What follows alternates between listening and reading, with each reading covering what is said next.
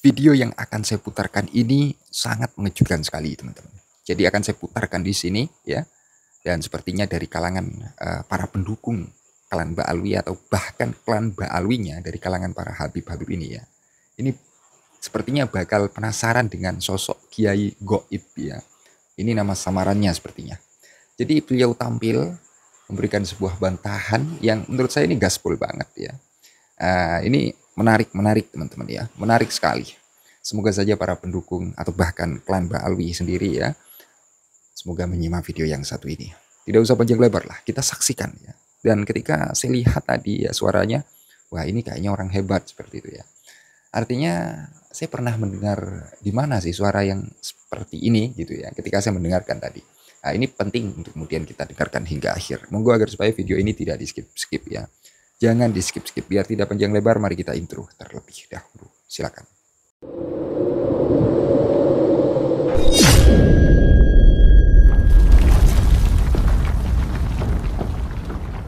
Kan repot. Nah, kita mau mendukung bagaimana? Nah gitu, nggak bisa kita dukung. Redaksinya nggak ada. Pakai kitab Abnul Imam, ya kan dikatakan bahwasannya di situ adalah yang mentahqiq itu kiki daripada Ibrahim Ibnu Toba yang ada pada masa abad 199. Nah, sedangkan Abu Muammar bin Yahya bin Muhammad bin Qasim bin Ibrahim ya Ibnu Toba ya yang dikatakan sebagai Ibnu Toba itu generasi ke-6 dan itu katanya mentahqiq. Kalau memang dia itu mentahqiq, mana anunya khutut aslinya? Sama halnya kalau kita itu mensarai ya Bang Rian ya. Di situ kan ada matan, ada syarah. Tahqiq juga demikian, ada matan atau aslinya, manuskrip aslinya. Kemudian itu di bawahnya itu tahqiqannya. Harus tidak boleh mengurangi atau melebihi dalam salinan khutut. Goib. Yang di bawah Hujah sama Qori masalah Sarofsa udah ketemu kan? Berarti dia bohong kan? Sudah ketemu. Wong itu akun saya diblokir semua. Repot diskusi dengan Qori itu ya. Nanti diskusi dengan Qori kita hanya bicara satu kali ya kan? Qorinya celping satu sudah. Contoh diskusinya gantian kan enak. Kan kemarin kan dia semangat banget tuh, katanya dia menemukan kan perbedaan tahun tuh pada saat dikaji sama Yai sama Lora tuh sama siapa Jafir ya. Iya. Itu kan jelas kan?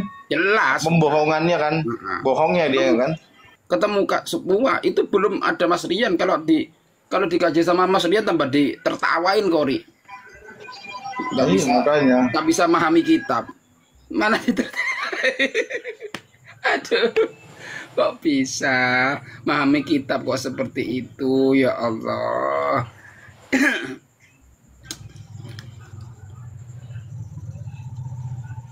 Makanya ketika kan ditanyakan tentang kitab Abnul Imam ya kan, kalau memang itu adalah Abu Muammar ya bin Yahya, Abu Ammar Yahya bin Muhammad bin Qasim bin Ibrahim ya Ibnu Toba. Itu kalau memang benar dia itu kan itu cicit ya ke-6 ya dari Ibrahim Ibnu Toba. Kalau memang dia itu mentahqiq kitab Ibnu Toba yang ada pada masa 199, maka tahqiqan itu harus dibedakan dengan salinan manuskripnya, catatannya, dan tidak boleh melebih-lebihkan atau menambahi atau mengurangi salinannya. Nah, yang menjadi pertanyaan, ketika itu merupakan kitab tahqiqan daripada Ibnu Toba, Abu Muammar cicitnya. Nah, apakah orang yang hidup pada abad 199 bisa mengisbat orang yang ada pada abad keempat dan juga anak-anaknya? Ahmad bin Isa kan hidup pada abad keempat. Sedangkan Ibnu Toba hidup pada abad ke-2. Bisa nggak mengisbat? Nggak Orang yang bisa belum lah. lahir. Oh, bisa dalam cerita dongeng bisa. Ya Allah. Kan tambah lucu gitu loh. Nggak tahu. Memang aneh, ya kan? Mereka itu suka aneh-aneh. Bertemu dengan Imam Ghazali di satu ruangan kamar, ya kan? Nyangkuk-nyangkuk ngopi bareng. Kemudian minta ijazah kitabnya dan minta izin untuk mengijazahkan kepada orang lain. Itu dengan Imam Ghazali dong, Hujjatul Islam. Jadi sanatnya langsung. Dia ditemui oleh Imam Ghazali, langsung kondo-kondo nang kamari dan minta ijazah. Bayangkan, gak hebat ya apa? Ada ya Allah. Nggak mampu aku.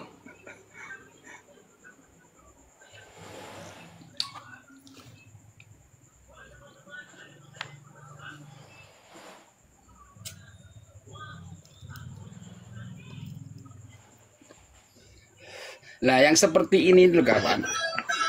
Ya Lia, yang seperti ini adanya cerita-cerita yang seperti ini akhirnya orang itu sama-sama mempunyai suatu keyakinan kepada karomah itu nanti nggak percaya. Walaupun hukum mempercayai karomah itu jais kan gitu. Ya kan? Betul. Hukumnya mempercayai memang jais. Nah, akan tetapi kita harus meyakin bahwa karomah itu memang ada. Itu loh. Tapi hukumnya jais. Dan yang sebab seperti ini akhirnya orang itu banyak nggak percaya. Ya berarti kan merusak Islam sendiri dong ya, merusak keislaman dari dalam berarti kan? Betul.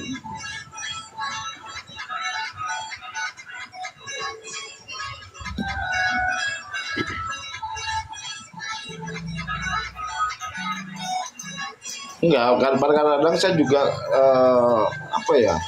nggak habis pikir pada saat diceritakan siapa tuh yang Habib itu bisa terbang, jebol internet bolak-balik ke langit segala macam. Itu esensinya apa dari cerita itu, atau yang kita bisa ngambil ibrahnya itu apa ya? Saya pikir seperti halnya cerita-cerita fiksi lah, cerita dongeng yang kayak begitu, atau cerita-cerita Avatar lah kayak gitu ya. Jadi Iya, ya seperti itu. Akan imajinasi sehingga ada ya sesuai dengan komik-komik itu ya, seperti Doraemon ya kan, bisa berpindah waktu, bisa kita percaya adanya karomah, kita percaya, dan kepercayaan itu hukumnya jais kan, terjadi karomah itu jais. Jadi dengan sebab ini maka banyak orang-orang itu akan meragukan karomah. Yang asalnya itu orang itu percaya adanya karomah, akhirnya meragukan. Walaupun hukum mempercayainya itu adalah jais. Kan gitu.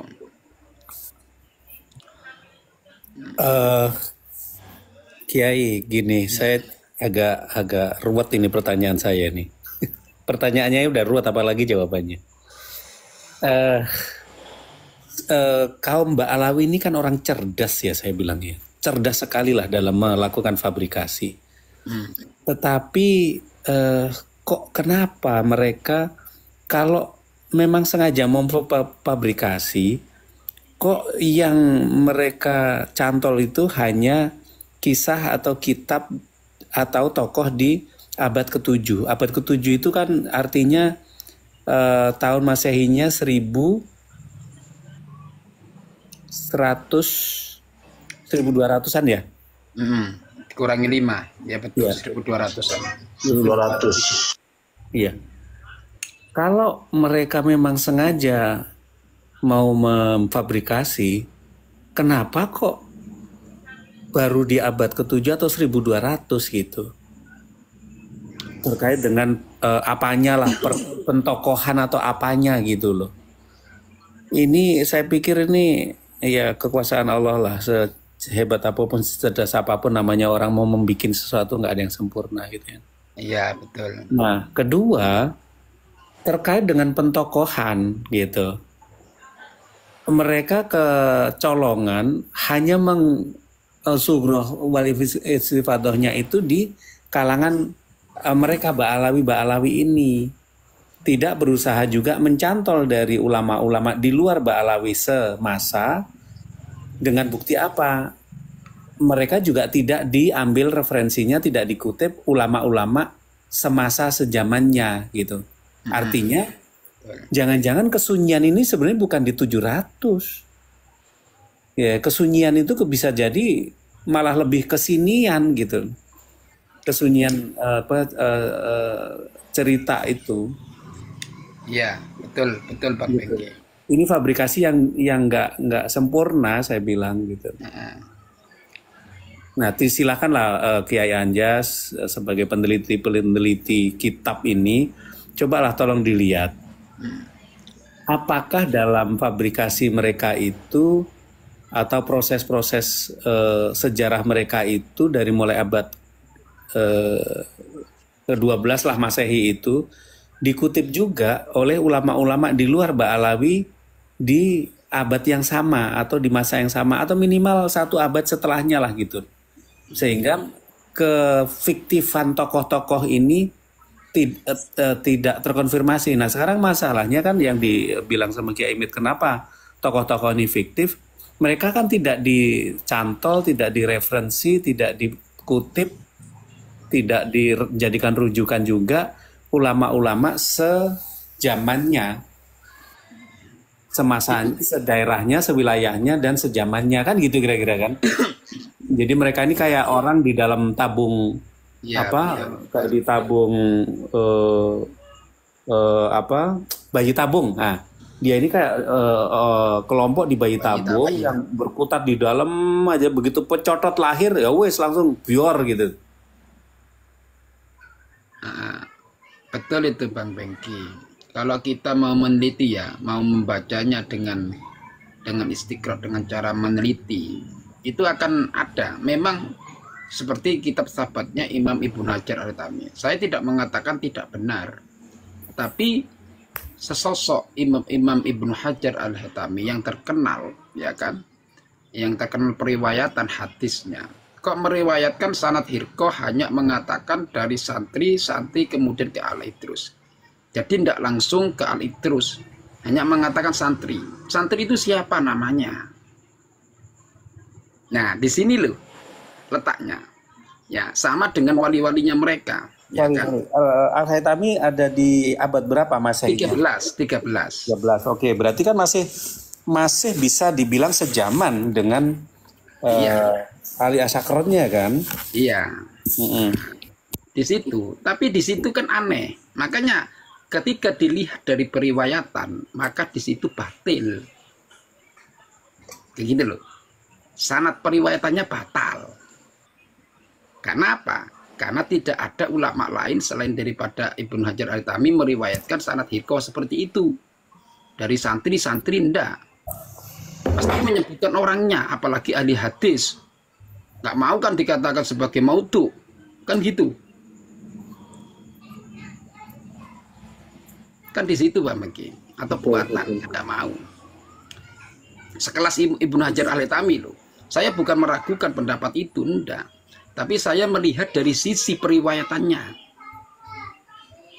Ya, makanya banyak. Kalau kita melihat daripada cerita-cerita mereka, dari periwayatannya itu nggak jelas. Katanya orang-orang. Nah iya betul. Sumbernya nggak dijelaskan. Nah di situ. Nah satu ya. Nomor 2, dia itu selalu menempatkan sesuatu yang sekiranya dapat diterima, akan tapi di satu sisi itu ada yang batal. Seperti halnya ya, siapa itu di satu sisi ketika orang jadab, ya wali majedub lah, wali yang memang atas kecintaan kepada Allah sehingga dia itu lupa akan dirinya kepada manusia, hanya ingat kepada Allah, akan tapi ingat kepada Allah itu tidak akan pernah melanggar syariat. Tapi di sini kenapa susune wong? Apakah seorang wali itu akan diperintah untuk ngerebut susune wong?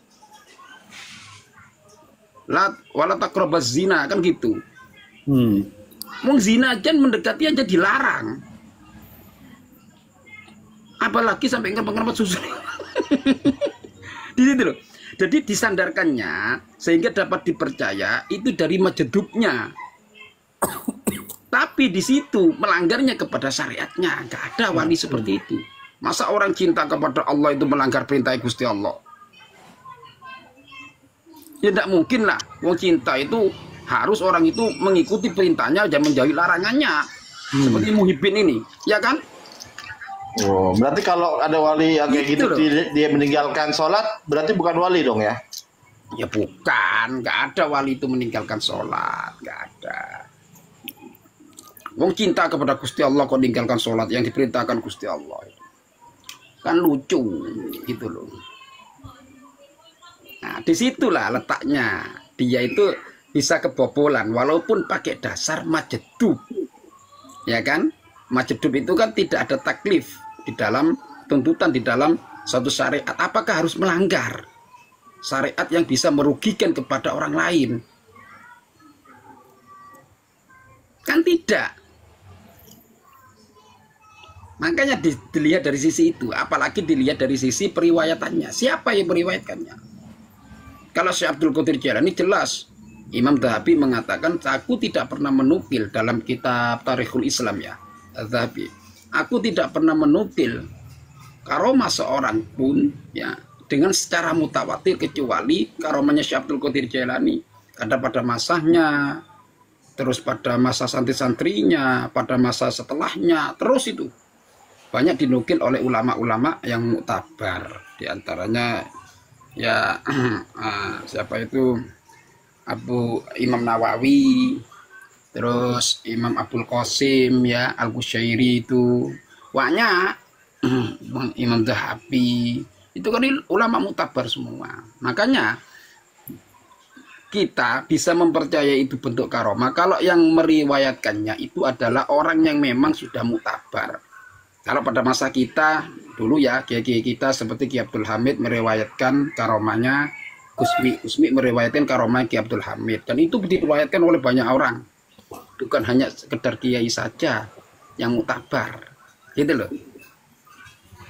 Kan gampang sebenarnya melihat karomah itu, lihat periwayatannya. Kalau kalangan mereka kan katanya orang-orang, dan juga yang meriwayatkannya adalah dari kalangan mereka. Dan terkenalnya Faqih Muqaddam pada masa sekarang itu, pada abad berapa itu ya, mungkin tahun 2021 kalau 19.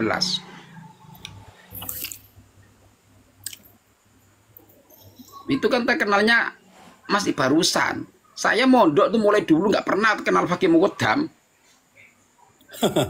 Loh iya, sungguh. Berarti tokoh reformasi itu Faqih Muqaddam.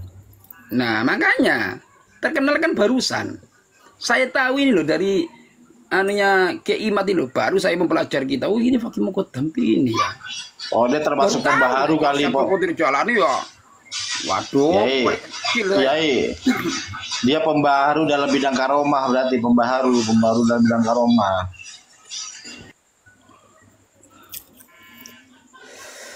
Dan satu hal lagi, Kiai Goib. Iya. Tolong sebagai jenengan peneliti juga.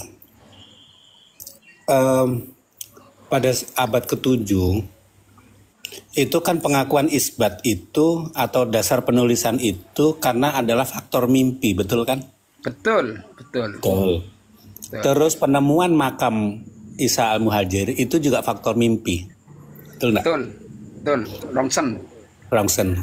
Nah, untuk pembuatan atau penamaan kuburan-kuburan palsu di Indonesia atau penamaan atau klaim kuburan-kuburan tua di Indonesia ini juga hampir 100% berlandaskan mimpi, betul enggak? Betul. Nah, dari sini ada kesamaan tipikal keilmuan mereka pada pendasaran pertama, penisbatan pertama itu adalah mimpi. Loh, kenapa kok mimpi kan gitu kan?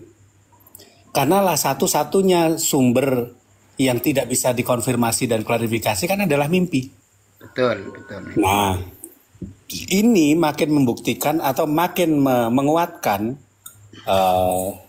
dugaan saya ya bahwa semua ini memang hasil pabrikasi atau Ya, karangan gitu loh. betul betul. Betul itu Bang Bengki. Makanya kan dalam semua kitab ya, Oh, kitab kalau gini Bang Bengki, kalau mereka berkelitnya itu statement jenengan itu langsung diambil ke poinnya.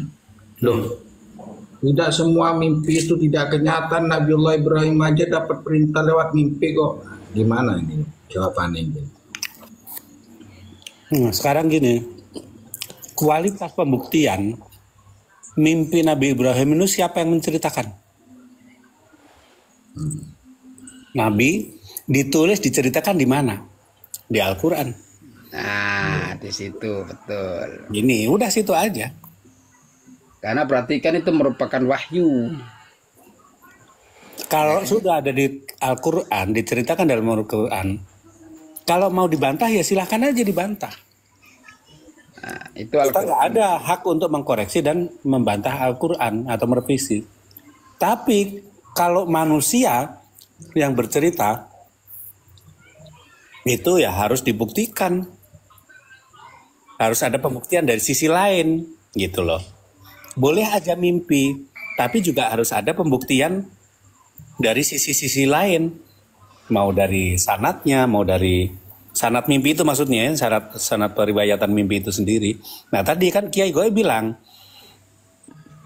ketambahan satu lagi kebiasaan mereka itu menceritakan, saya ketemu seorang ulama di mana gitu. Ulama yang sangat terkenal, tapi tidak menyebutkan nama, umur, alamat, di mana lokasi, identitasnya sering disamarkan.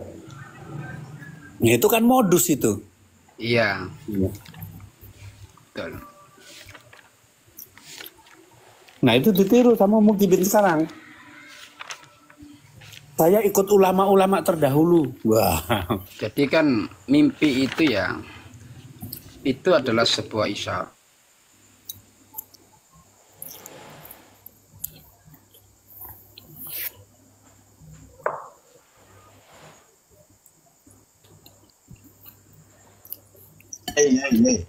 Kalau dikatakan tadi nasabnya berdasarkan mimpi, kalau kan tadi kan Ya, mimpi itu rotasi. sebagai kan isyarah, kan gitu. Iya. Kalau mimpi sebagai tanda isyarah, nah kok konteksnya dengan nasab apa isyarahnya apa? Ya, artinya gini loh, makanya kan isyarah Gimana itu ya, ya? benar. Isyarah itu bisa benar kalau ada data didukung oleh adanya data. Gitu loh Bang. Kalau mimpi itu adalah berkaitan dengan manusia biasa. Makanya ada dalam satu hadis itu, kalau kamu bermimpi, maka tanyakan kepada orang yang ahli dalam bermimpi, ahli dalam menafsiri mimpi. Jangan bertanya kepada orang yang tidak tahu. Nah, di situ nanti akan ada mimpi itu sebagai bentuk isyarah yang benar. Karena isyarah itu ada kalanya benar, ada kalanya enggak. Makanya ditanyakan kepada yang benar, kemudian di cross check dengan adanya data. Baru bisa valid. Itu bisa. Soalnya Nabiullah Yusuf alaihissalam itu dia kan menceritakan kepada Nabi Yakub, inni ra'aitu ahada asyra kaukabaw wasyamsa wal qamara ra'aituhum li sajidin. Itu kan mimpinya Nabi Yusuf diceritakan kepada Nabi. Nah, makanya kan di situ Nabi Yakub itu orang yang memang bisa dipercaya untuk menafsiri mimpi. Itu ada hadisnya juga itu. Makanya tanyakan kepada orang yang ahlinya, dan itu bisa menjadikan isyarah, bentuk isyarah yang benar. Akan tetapi di apa itu ada tanda-tanda atau ada korenah yang menunjukkan kebenarannya. Gitu loh. Gimana? Luar biasa ya. Terkait apa yang kemudian dipaparkan oleh beliaunya. Sosok Kiai Goib. Dan dalam hal ini ya, saya yakin dengan seyakin-yakinnya, nama ini adalah nama samaran lah. Kurang lebih seperti itu. Ya, saya yakin itu ya. Dan sepertinya tidak hanya kalian tidak hanya kalian teman-teman yang penasaran ya tentang sosok Kiai Gaib ini. Jadi saya pribadi juga penasaran ya di balik yang namanya Kiai Gaib ini ya, atau Ustadz atau siapa ya. Artinya pemaparan beliaunya ini ya, coba Anda lihat itu sangat luar biasa sekali. Dan ini semoga juga disimak oleh Qori ya, Tengku Qori. Semoga saja disimak oleh Tengku Qori. Biar tahu lah pemaparan tentang kitab itu, karena kalau tidak salah kitab itu ya yang dijadikan mungkin sebuah andalan atau ya dalil lah dari dianya. Ini kalau tidak salah.